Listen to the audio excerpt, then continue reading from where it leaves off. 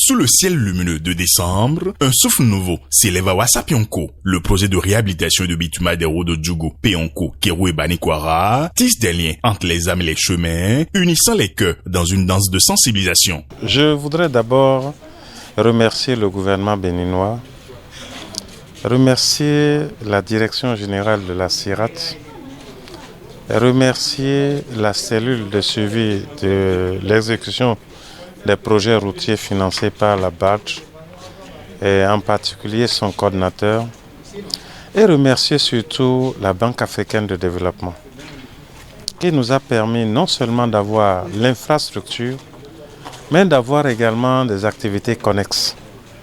Et au nombre de ces activités connexes, il est inscrit la sensibilisation et la formation de la population sur les mesures de sécurité routière. En effet, il est reconnu depuis un bon nombre de temps que quand une route est aménagée, nous avons un fort taux d'accidents. Parce que les gens découvrent l'infrastructure et ont tendance à se défouler, pour parler vulgairement. Et de ce point de vue, les exactions, le non-respect du code de la route et autre chose sont des causes d'accidents. Alors, à la conception du projet, il a été convenu de la signature d'une convention avec le Centre national de sécurité routière pour venir, pendant les travaux et après les travaux, nous entretenir sur la sécurité routière d'un chantier d'une part et d'une infrastructure routière d'autre part. Ce samedi 13 décembre 2025, la mairie s'est transformée en un lieu vibrant d'échange où les agents du Centre national de sécurité routière CNSR et de la CIRAT ont partagé leur savoir comme des semences d'espoir. Là, aujourd'hui, nous avons eu les enseignants. Nous devons échanger avec les enseignants pour qu'ils puissent échanger, qu'ils soient nos relais au niveau des élèves, des écoliers, par rapport à la traversée de ces nouvelles voies. D'abord, j'ai vu le caractère ou le comportement très sérieux des responsables d'établissement et de tous ceux qui sont venus. J'ai vu leur sensibilité, leur adhésion au projet. Et là, sincèrement, c'est une des composantes, des parties prenantes du projet qui s'est engagée sur la sécurité routière le long de ce projet-là. Et là, vraiment, je suis content, je suis très heureux. Et je crois que si nous mettons en œuvre tout ce qui a été enseigné, tout ce qui a été diffusé aujourd'hui, je crois que cela participera à la préservation des vies. Les discussions, telles que des rivières de sagesse, ont parcouru des thèmes essentiels. On a échangé sur la détection des risques aux abords des chantiers. On leur a parlé de comment apprécier un chantier, quelles sont les différentes zones qu'il y a dans un chantier, les zones de circulation, la zone neutralisée, la zone d'action, etc. Donc on leur a parlé de tout ça. Et comment est-ce que par la signalisation mise en place par les entreprises qui ont à charge de la construction des routes, ils peuvent, on va dire, lire et savoir où est-ce qu'ils sont dans ces différentes zones, qu'est-ce qu'il faut faire. On leur a fait aussi un rappel sur tout ce qui est la signalisation globalement.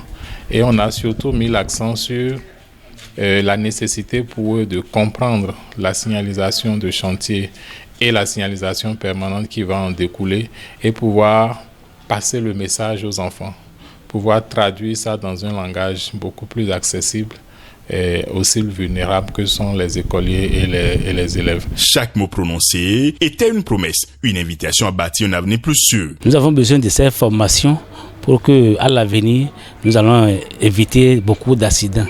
Nous allons prévenir nos enfants, nous allons les former, les outiller pour que les autres ne soient pas confrontés à ces cas d'accidents que nous voyons régulièrement. Le comportement qu'on a retenu, quelles sont les dispositions qu'il doit prendre avant de traverser la voie? Il doit regarder à gauche, à droite, à gauche. Ensuite, lorsqu'il s'engage, ils doivent à chaque fois balayer la voie des deux côtés. Nous avons suivi une formation avec notre docteur Kovi Yete Sincèrement, le module est vraiment plein de sens. Il nous a réellement nourris en matière de sécurité routière. Nous avons appris beaucoup de lui. Je lui dis sincèrement merci. Les enseignants, inspirés et galvanisés, sont désormais prêts à devenir des ambassadeurs de cette noble cause, à transmettre des messages vitaux au sein de leur famille et dans la communauté. À nous maintenant de mettre en application tout ce que nous avons appris ici.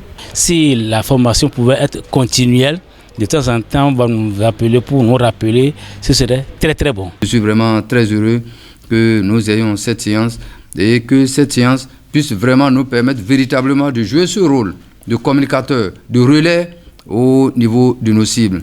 Et je crois, avec la qualité des participants, je ne doute pas un instant que l'objectif sera atteint pour que, à chaque fin d'année, en faisant le point sur notre axe, qu'on trouve 0 accident.